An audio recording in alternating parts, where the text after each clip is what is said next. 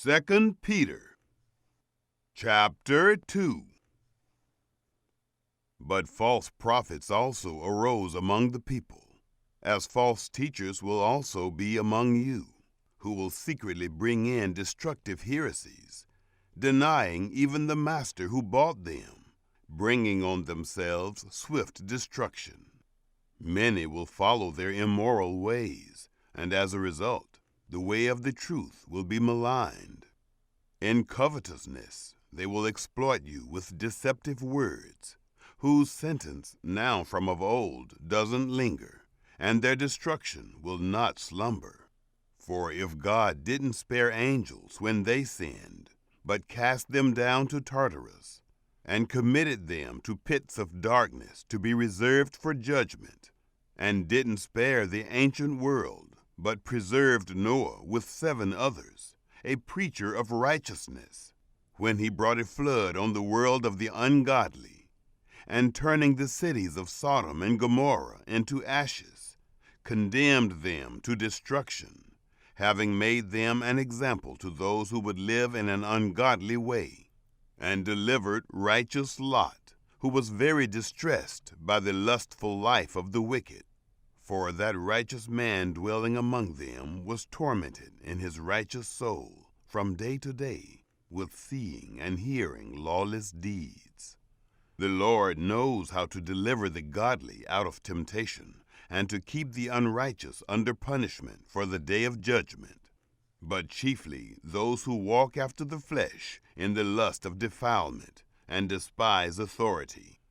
Daring, self-willed, they are not afraid to speak evil of dignitaries, whereas angels, though greater in might and power, don't bring a railing judgment against them before the Lord.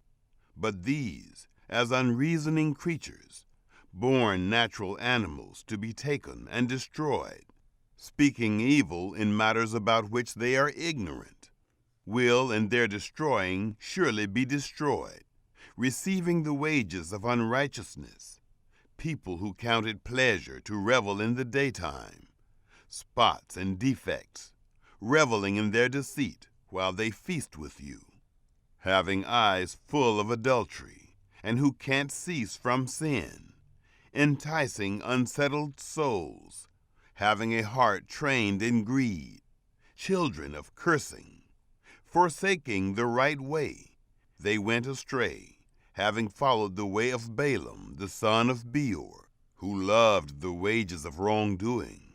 But he was rebuked for his own disobedience. A mute donkey spoke with a man's voice and stopped the madness of the prophet. These are wells without water, clouds driven by a storm, for whom the blackness of darkness has been reserved forever. For, uttering great swelling words of emptiness, they entice in the lusts of the flesh, by licentiousness, those who are indeed escaping from those who live in error, promising them liberty, while they themselves are bondservants of corruption. For a man is brought into bondage by whoever overcomes him. For if, after they have escaped the defilement of the world through the knowledge of the Lord and Savior Jesus Christ, they are again entangled in it and overcome, the last state has become worse for them than the first. For it would be better for them not to have known the way of righteousness, than after knowing it, to turn back from the holy commandment delivered to them.